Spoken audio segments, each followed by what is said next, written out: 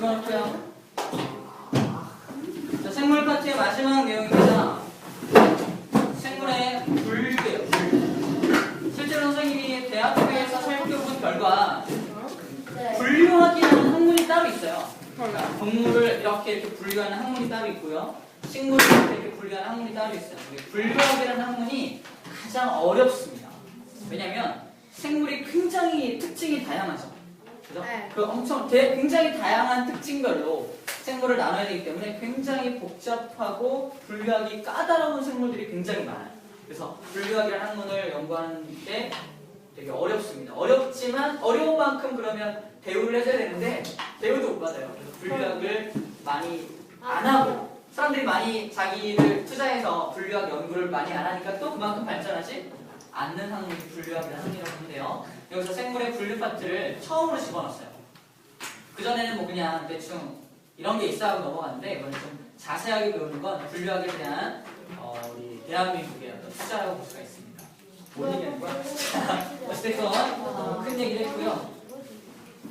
자, 분류라는 거에 대한 걸 지금 명확하게 좀 개념을 잡고 가야 여러분들이 어렵지 않을 거란 얘기예요. 자, 그럼 먼저 봅시다. 우리 아까 했던 얘기는 생물을 분류해보니까 먼저 크게는 식물과 동물로 분류할 수 있다라고 했죠. 그러면 식물은, 동물은 뭐라고 부르느냐?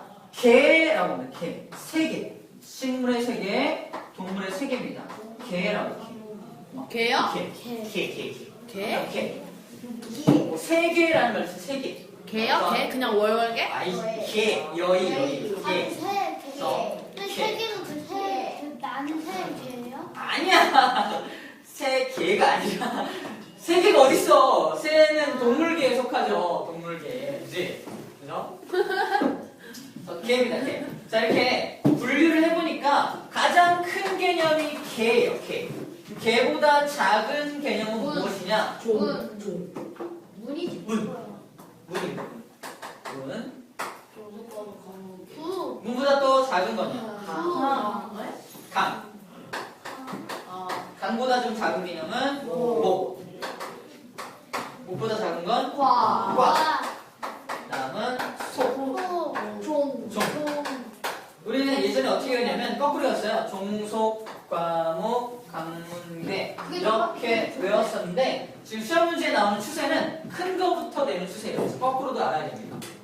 쓰면서 계문, 강목, 과속종 이렇게도 알아야 되고요. 거꾸로 종속, 과목, 강문계 이렇게도 좀 알아야 돼요. 안기법 없어요, 안기법? 있죠? 알겠어요. 아, 선생님, 아, 진짜. 이상, 어거지? 어거지요. 막 어쩌면 좀 풍득풍득.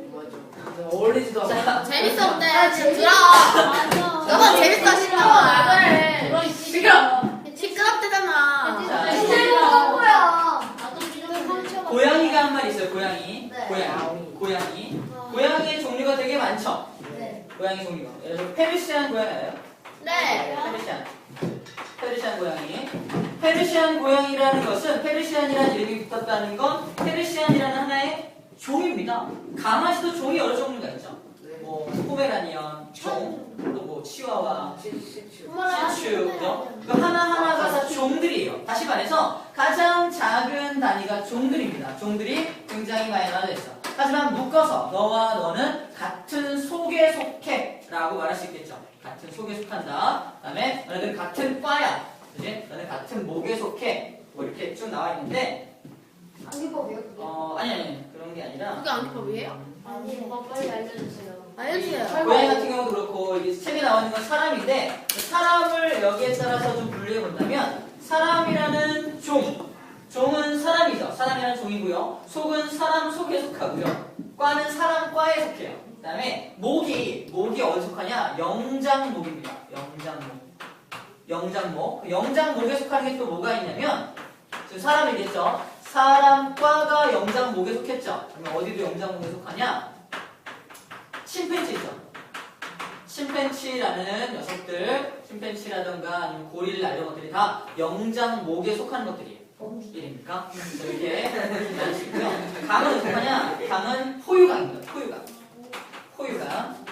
포유강이라는 건 포유가 뭐예요? 포유. 너를 위해? 아 미안해요. 자, 포유가 뭐냐면요.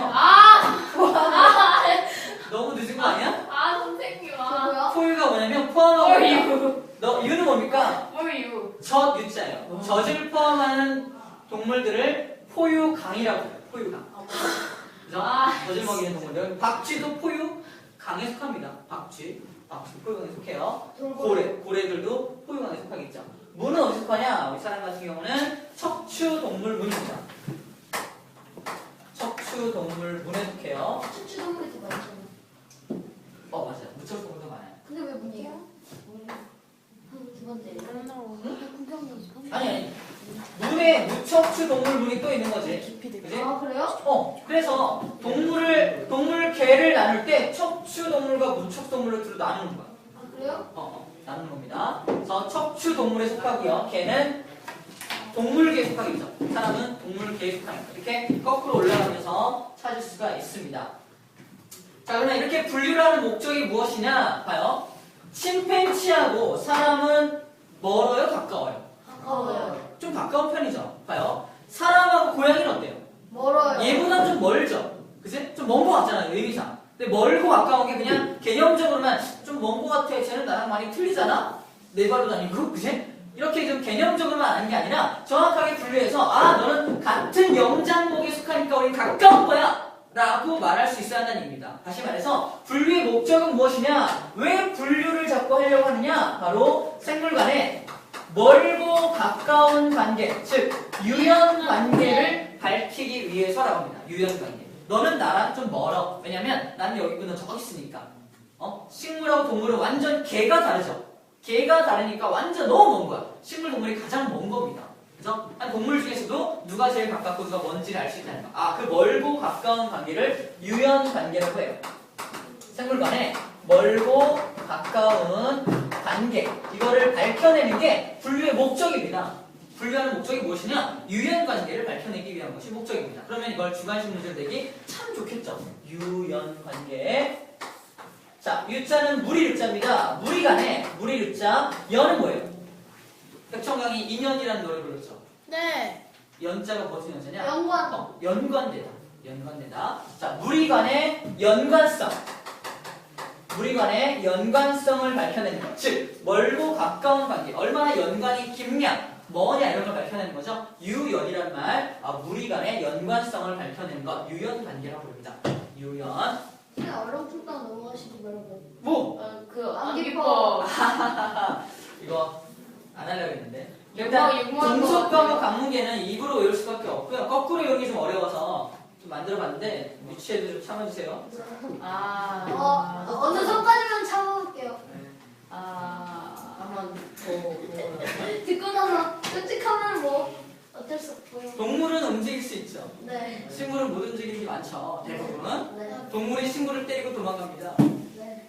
상상해주세요. 동물이 식물을 빡 때리고 막 도망가요. 그죠? 그래서 식물이 빡 돌아서 여러분들 있죠? 식물이 빡 돌았어요. 괜찮아요? 식물이 빡 돌아서 따라갑니다. 근데 동물이 또 참아라 그러면서 어디로 도망가냐? 자기만의 세계로 도망갑니다. 즉 동물계로 도망간 거야. 자, 거기서부터 이야기 시작입니다. 동물계로 통하는 문을 지나갑니다. 동물계의 문을 지나가요. 그 뒤를 누가 따라가냐? 강을 지나야 아닙니다. 그 뒤를 누가 따라가느냐? 식물이 따라가겠죠. 식물이 뭘 들고 따라가냐면 강을 들고 강목을 들고 따라갑니다. 아! 일로 와! 그죠? 강목을 쫓아요. 뭐야. 어떻게 쫓아가느냐? 과속으로, 그죠? 과속하는 중으로 과속으로 종자라는 말은 쫓을 종자예요. 쫓아간다. 종자. 그래서 또는 과속으로 가서 종치게 한다. 임종을 맡게 한다. 이렇게 생각해도 되고요. 그래서 동물계의 문, 두 개씩 외워요. 동물계의 문으로 도망간 녀석을 강목을 들고 과속으로 쫓아간다. 이렇게 얘기를 하면 됩니다. 쫓아간다. 과속으로 쫓아간다.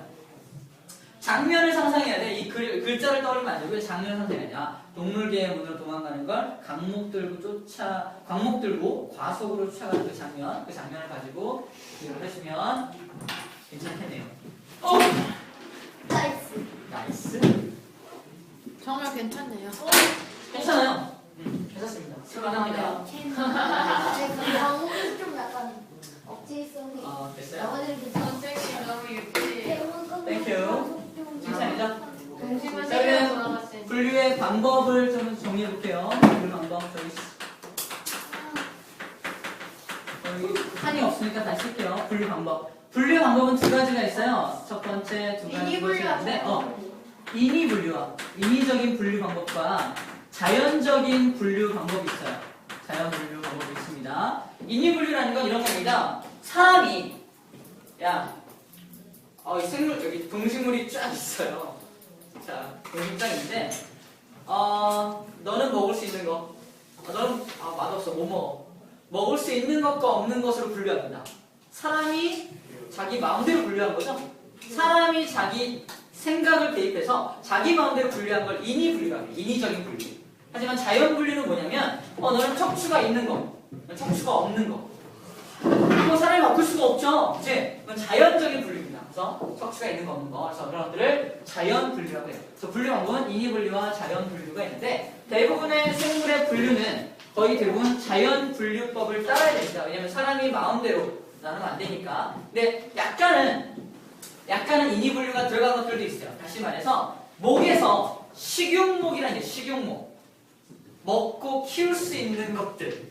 이런 것들이 있어요. 식용목. 고양이나 개 같은 것들은 다 식용목에 속합니다. 그렇다고 고양이를 먹는 건 아니지만 키울 수 있는 것들, 식용목이라는 거를 분류해 놓은 게 있어요. 자연 분류로 좀 어려운 것들은 인위 분류로도 분류를 합니다. 식용목이라는 것들이 있어서 할 수도 있다는 거예요. 책에는 뭐가 나와 있냐면 인위적으로 너는 풀 먹는 것들, 너는 고기 먹는 것들, 그죠? 초식동물, 육식동물 이렇게 나눠놨습니다. 근데 중간에 짬뽕을 같이 먹는 것들도 있죠. 그래서 사람이 인위적으로 분류했다라고 판단하고요. 그다음에 자연 분류는 너는 거시식물이야, 속시식물이야, 너는 척추동물이야, 무척동물이야. 이런 것들은 자기네들이 갖고 있는 특징 가지고 하는 거니까 자연 분류라고 할 수가 있겠네요. 자, 분류의 목적 위에 나와 있는 것 중에 무리 짓는 것, 거기에다가 아까 여기 나와 있죠. 유연관계, 이거 좀 써놔야 될 것 같아요. 유연관계. 무리를 짓는 이유가 뭐냐? 바로 유연관계를 위해서 그렇습니다. 유연관계 안 나와 있죠? 유연관계라는 말 되게 중요해요. 자, 그러면 본격적으로 식물과 동물을 좀 분리해 볼 건데요. 식물, 동물 분류까지 하고 잠깐 조금 쉴 텐데 5분 정도 쉴 건데 나눠줄 건데요. 이거 되게 중요합니다. 되게 중요해요. 시간이 좀 걸릴 거예요. 봐요. 먼저 자, 동물계와 식물계를 또 분류한다는 건 더 세부적으로 들어간다는 거죠. 다시 말해서 뭐로 온다는 얘기냐면 문으로 온다는 겁니다. 문으로. 개를 지나서 문까지 들어가겠다는 얘기예요. 그러면 먼저 동물부터 하면요. 동물은 또 크게 두 가지로 나눌 수가 있어요. 방금 했던 것처럼 척추가 있는 것들과 척추동물,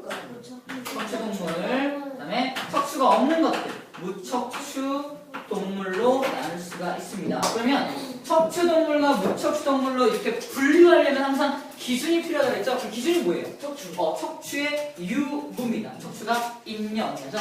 자, 마찬가지로 여기다 분류 기준을 쓰면 척추의 유무가 됩니다. 척추가 있는 것들은 척추동물, 척추가 없는 것들은 무척추동물 되겠죠? 여기를 보면 개가 아니가 뭡니까? 문이 되겠죠? 척추동물 문, 무척추동물 문이라고 할 수 있어요. 아하, 개문, 동물계의 문을 지나고 있죠? 자, 보이죠? 네. 자, 그럼 척추동물과 무척추동물을 좀 먼저 해볼게요. 척추동물은 두 가지, 척추동물은 어류, 양서류, 파충류, 조류, 포유류 5가지가 있는데요. 볼까요? 자, 해석해 좀. 어류가 좀 진화한 게 양서류라고 하죠. 양서류가 좀 진화한 게 파충류라고 하죠. 파충류가 좀 진화한 게 조류라고 합니다. 그 다음에 더 진화한 게 사람과 같은 포유류라고 할 수 있어요. 포유류. 척추동물 문에 속하는 것들이 어류, 양서류, 파충류, 조류, 포유류. 이거는 암기법은요, 그냥 차례대로 어류, 물속에 있던 것들이 물하고 바깥을 왔다 갔다 하는 것들 있죠. 개구리 같은 것들, 그런 것들이 양서류죠. 그 다음에 물속에는 가끔 들어가 거의 바깥에 생활하는 것들이 파충류. 그 다음에 파충류들이 자꾸 절벽에서 뛰어내리다가 날개 생겼다 그러죠. 네. 조류. 아, 그래요? 시조새 안 돼? 시조새? 안 배웠어요 그러지 말고. 날고 싶냐고. 익룡 맞아. 시조새 같은 익룡 그런 것들이 파충류가 조류로 진화하는 중간 단계라고들 말을 합니다. 물론 조류가 그런 파충류인데. 근데 익명이 뭐예요? 익룡이 거. 용이야? 날아다니는 공룡. 공룡. 아, 맞아. 공룡인데 나를 쓰는 공룡. 익룡 맞죠? 익룡. 네. 익룡 맞죠? 수경아, 익룡 맞죠? 맞아. 조류는 이제 날아다닐 수 있는 것들, 포유류, 젖을 포함하는 것들, 사람과 같은 이런 것들을 말을 하고요. 각각의 특징을 좀 볼 건데 이거는 어떻게 했을까? 쓰지 마요. 여기 나와 있는 대로 체온 조절 방법과 호흡 방법, 즉 분류 기준만 써놓고요. 자, 체온을 조절하는 방법과 그 다음에 호흡을 어떻게 하는지, 그 다음에 피부가 어떤지, 그 다음에 수정을 어떻게 하는지, 그 다음에 번식을 어떻게 하는지 이런 것들. 얘들은 얘기할게요. 먼저 어류, 양서류, 파충류 요 세 녀석은요 체온을 조절을 할 수가 없어요. 그냥 이런 것들을 무슨 동물이 합니까? 변은 동물. 변온동물. 주변의 환경, 주변이 추우면 자기 몸이 추워지는 거야. 주변이 뜨거우면 뜨거워집니다. 이렇게 몸의 온도가 변해요. 이런 것들을 뭐라고 하냐? 변온동물이라고 하는 동물. 조류하고 파충류, 조류하고 포유류는 항상 사람 같은 경우는 36.5도를 항상 맞춰야 되죠. 이 온도를 벗어나면 큰일 납니다. 이런 것들을 뭐라고 하냐? 항상 일정하다. 정온. 일정한 온도를 가지고 있는 동물. 그래서 정온 동물이라고 해요. 체온 조절 방법이 얘는 체온 조절을 하지 않고요. 얘는 체온 조절을 한다는 얘기죠. 한다는 얘기예요. 이렇게 나눌 수가 있고요. 그다음 호흡 방법. 어류는 아가미, 양서류는 아가미로 호흡하다가 나중에 뭐로 호흡해요? 폐로 호흡하죠? 아가미와 폐를 다 이용하는 겁니다. 대표적으로 개구리 같은 생각하면 돼요. 개구리가 올챙일 때는 아가미 호흡해요. 근데 꼬리가 사라지면서 개구리가 되면서 폐로 호흡하게 됩니다. 폐로 호흡하게 됩니다. 물론 폐로도 호흡하고 피부로도 호흡하죠. 근데 피부로 호흡하는 양은 극히 드물어요. 극히 적습니다. 피부로도 호흡한다. 자, 파충류는 폐로 호흡합니다. 폐로. 파충류의 대표적인 예 뭐 있습니까? 악어. 또 거북이. 뱀. 거북이 맞죠. 거북이도 파충류예요. 거북이. 그다음에 뭐 도마뱀 또는 뭐 카멜레온 이런 것들 전부 다 파충류예요. 악어가 파충류예요. 파충류입니다. 전부 다 폐로 호흡하죠. 폐로 호흡합니다. 호흡 방법. 그다음에 조류는 뭐로 호흡할까요? 당연히 폐죠. 폐. 포유류도 폐로 호흡합니다. 폐. 피부의 상태. 어리는 피부가 비늘로 덮여 있죠. 비늘 덮여 있고요. 양서류는 피부가 어떻게 있습니까? 축해요. 축축한 피부. 축축한 피부. 파충류는요? 단단한 비늘 그러는데, 자, 어류의 비늘과 파충류의 비늘은 좀 달라요. 어류는 물속에만 있기 때문에 단단할 필요는 없습니다. 그죠? 하지만 파충류는 물 밖에서 생활해야 되기 때문에 피부가 좀 단단해져 있어요. 물 밖에 사용하는 걸 왜 필요한 거예요? 저희는요 물안 된다. 맞아요. 파충류. 뭐 포유류. 어떻게 봐야 될까? 우리는 왜 안 단단해요? 우리는 포유류니까 그런데 파충류는 피부가 단단하면 안 좋은 게 더 많아요. 몸을 자유자재로 움직이기 좀 어렵죠. 그럼 근데 물 밖에 저희는 파충류는 좀 더 진화하게 되면 단단한 비늘이 없어지게 됩니다. 아, 왜 단단하냐? 어떻게 봐야 될까? 밖에 나오면 물속보다는 조금 뭐랄까 모래바람 또는 천적의 공격 악어한테 대드는 거. 되는 일 많아요. 하마가 되잖아요. 그러면 뭐 어떻게 진화 과정을 생각하는 것보다도 파충류의 모습을 악어 같은 거 떠올려서 단단한 비늘을 갖고 있구나라는 생각하는 게 더 좋을 것 같고요. 조류는 피부가 뭐로 덮여 있습니까? 깃털. 그렇죠? 깃털로 덮여 깃털. 사람은 깃털 있어요? 없죠. 사람은 깃털이 오지 않고 그냥 털로 덮여 있어요. 털로 덮여 있어요. 작은 털들 있죠? 털들이 덮여 있어요. 자, 수정 방법. 어류, 양서류, 파충류, 어류, 양 두 가지. 어류와 양서류 두 가지는 뭐로 수정하냐? 체외 수정합니다. 체외 수정. 요 세 가지. 파충류부터 조류, 포유류는 체내 수정입니다. 체외와 체내의 차이점이 뭐냐면, 어류하고 양서류는, 어류는 붕어들이죠. 붕어들 중에 암컷 붕어와 수컷 붕어가 있다면, 암컷 붕어가 먼저 가서 풀숲에다가 그러니까 알을 먼저 낳아요. 근데 그 알들은 수정되지 않은 날이에요. 가만 놔두면 썩어서 죽습니다. 다 죽어버려요. 근데 거기다가 수정되지 않은 알들을 쫙 나누면 거기에 누가 가냐? 수컷 붕어가 가서 정자를 쫙 뿌립니다. 물속에서. 뿌리면 엄청나게 많은 정자들 중에서 그 안으로 들어가는 것들이 있겠죠. 그래서 거기서 수정이 일어나. 몸 밖에서 수정이 일어나기 때문에 무슨 수정이 난다?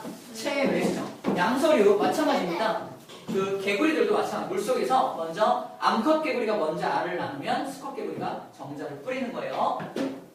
하지만 파충류부터 악어, 거북이 그런 것들 수컷이 암컷의 몸 안에다가 정자를 넣어줘요. 그래서 몸 안에서 수정이 일어나서 밖으로 새끼 또는 알의 형태로 낳게 됩니다. 그죠? 자, 번식 방법 볼게요. 번식은 그 알로 낳느냐 아니면 새끼로 낳느냐 이런 것들인데 알을 낳는 것들이 어디까지냐면 네 가지에서 전부 다 알입니다. 알의 형태. 이게 새끼 형태입니다. 물론 여러분들 파충류 중에 살모사 같은 것들, 살모사 같은 것들은 마치 새끼를 낳는 것처럼 보입니다. 진짜 새끼 아니에요? 통로를 통해서 새끼가 나오는 것처럼 보여요. 하지만 아닙니다. 왜냐하면 파충류 중에 살모사는 몸속에 알을 품고 있다가 그러니까 부화를 시켜서 내보내는 것뿐이에요. 또 새끼를 직접 낳는 게 아니라 알로 나왔다가 알을 몸속에 갖고 있는 거예요. 여기 한 장 더 넘겨보면 뭐가 나오냐면요.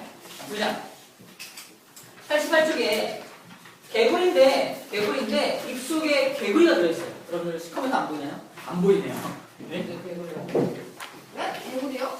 개구리인데요. 개구리 입속에 또 개구리가 들어있는 그림이에요. 이 개구리가 새끼 개구리 먹은 거가 아니라 얘도 마찬가지로 알을 뱃속에 넣고 있다가 부화를 시켜서 새끼를 입으로 뽑아냅니다.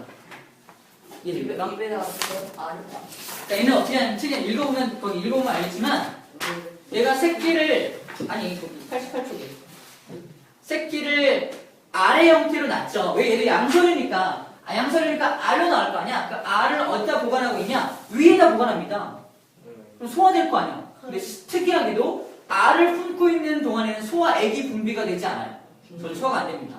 그래서 몇 주를 버티느냐? 6, 7주를 그냥 아무것도 안 먹고 버텨요.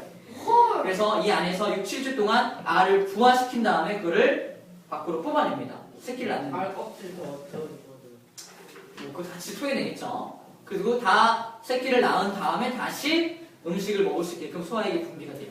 특이한 케이스죠. 하지만 안타깝게도 멸종이 된 걸로 추정이 되고 있어요. 읽어보면 알 수가 있습니다. 자, 이렇게 모든 어류, 양서류, 파충류는 알로 낳는다. 조류도 마찬가지로 알로 낳죠. 포유류만 유일하게 새끼로 납니다.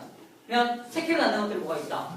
포유류 중에 사람, 또 고래 있죠. 고래들도 포유류죠. 젖을 갖고 있는 것들 중에 새끼를 직접 낳아요. 그죠? 그 다음에 박쥐도 그럴까요? 박쥐가 알 낳을까 숙제입니다.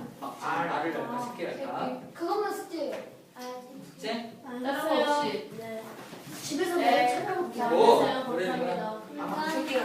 쳐요. 아직 안 끝났어요. 아, 자, 이제 쳐요. 척추 동물 문까지 배운 거고요. 그 다음에 무척추 동물이 여러분들 더 중요해요.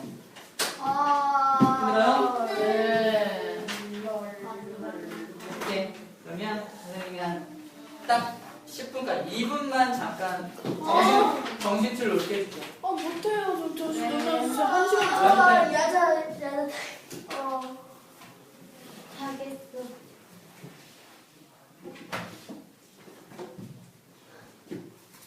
여러분들의 집중력이 아직 고딩 같지 못해서 잠깐 이렇게 고딩들은 거의 한 3시간 쉬지 않고 합니다. 3시간 쉬지 않고 그런 거 같아. 쉬지 않고 주의도 하고 저런 소리 하지 마.